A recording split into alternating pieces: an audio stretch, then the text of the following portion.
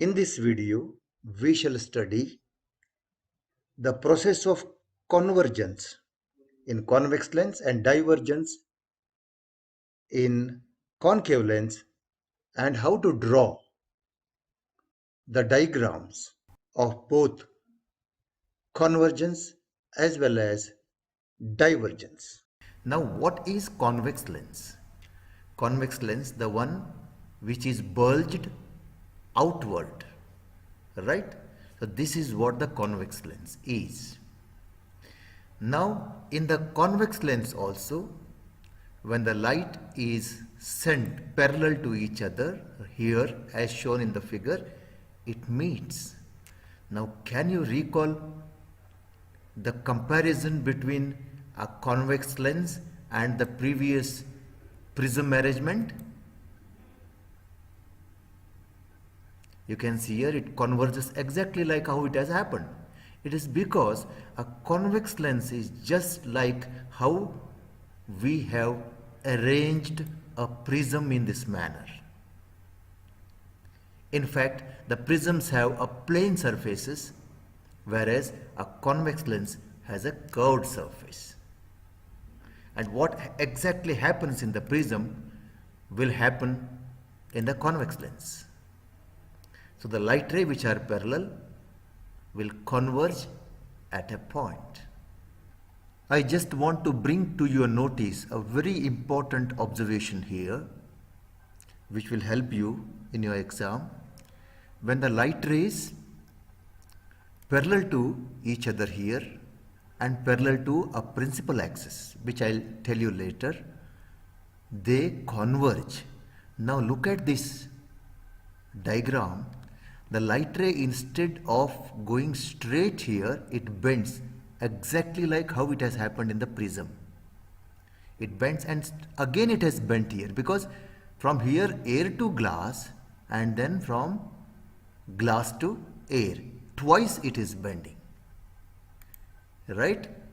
But generally, if you refer some of the textbooks, or if you have to draw the same diagram on your paper, you may have to draw a light ray bending only once. Actually, it doesn't happen. Look at the previous diagram. This is what actually happens. Air to glass, it bends once, and from glass to air again it bends. But it is understood, and that is why it is allowed to draw this way. So you can make an entire lens into two parts, draw a line here, right, and take your light rays till the center of this and then directly converge. And this is what you need to draw in the examination. You need not refer refraction within the convex lens as well as outside again. Okay. Now if you can draw a line in the center, that is what is called principal axis. Now please recall principal axis of spherical mirrors. And the point where the light rays which are parallel to each other meet after refraction is called principal focus, right? So we have a principal focus for convex lens and real principal focus of convex lens. Now the diagram which you have seen, you're watching on your screen, is the answer for convergence of light in convex lens. Now in this case you have seen light rays, these are the two light rays which are parallel to the principal axis.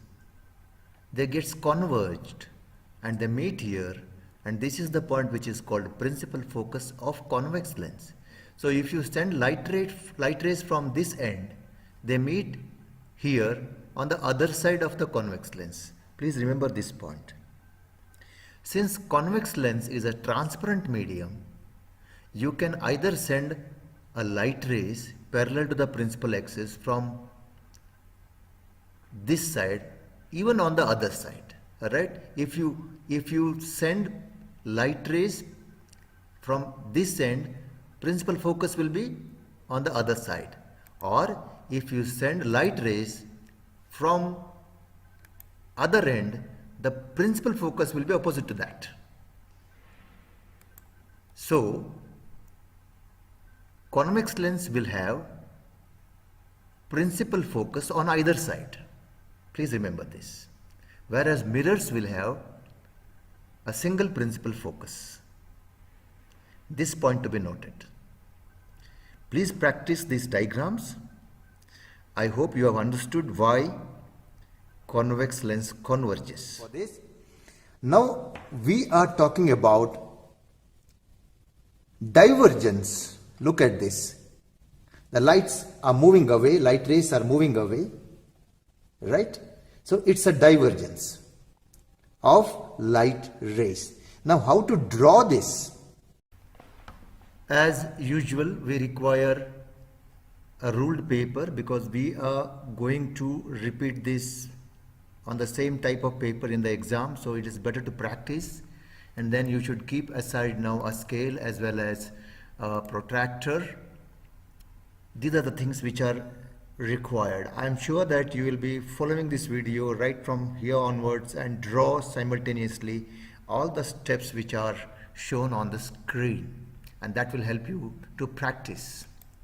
So what you have to do is use a line of those ruled paper already which is there, and make use of scale and draw a single line. It's not a light ray, so there is no arrow mark for it, right? And then use your scale once again vertically. Somewhere bring that scale into a center, not exactly, approximately, and then draw a straight line vertically. Okay? And here you have to use a protractor. I'm using protractor because I have to draw the curve of concave lens. We are drawing concave lens here. So let me draw a curvature of the concave lens. Now you can use compass also and draw this. If you are good in drawing, then you can draw by hand also. So I am showing you here that how we can use protractor. So one side curvature is drawn, and second side also a curvature is to be drawn. Let me draw it properly. Now use your scale again and complete the diagram as shown on the screen. Right? So this is the first step to draw concave lens. The portion of the concave lens above the line and below the line should appear same. Now what is left is to take incident rays. Let me take one incident ray here, and at the top one more incident ray by using the scale. Right? Now how will this light ray go? Let us talk about prism again. You all have seen how the light ray moves in the prism, right? Now if you keep another prism just on the top of it, upside down, you get this structure, right? And how is this structure resembles? It resembles exactly like a concave lens. Now look at the curvature here which is formed. So if you can arrange a prism in this way, it is almost like you have made a concave lens. Okay? The curvature is not uniform, only that is the difference. And now you recall how the light ray moved in the prism. If you take a light ray there, you have already done this diagram. Please refer the previous video, or if you can take one more light ray here at bottom, they go away. And that is what the divergence. Now let us make sure that how the divergence is possible in this arrangement practically. If you replace a concave lens in place of prism, you will get the same phenomena, that is divergence of light. Light moves away. So back to the diagram. These incident rays, you can see here, these incident rays, now we know how will they move. They will diverge. They move away, right? So you can draw this diagram, right? But remember that here, in this case, refraction takes place here just before entering into a prism, and then next while going out of the prism, twice. So look at this and please note this. When we actually draw the diagram, we need not show these refraction within the concave lens twice. So what should we do? So this particular light ray I am going to remove, and now I am replacing this light ray. Earlier it was still here, now it is going till here. Actually it doesn't happen, but when you draw this in the exam, it is understood that you know the actual phenomena here, a bending light ray, bending of light ray in the glass medium, right?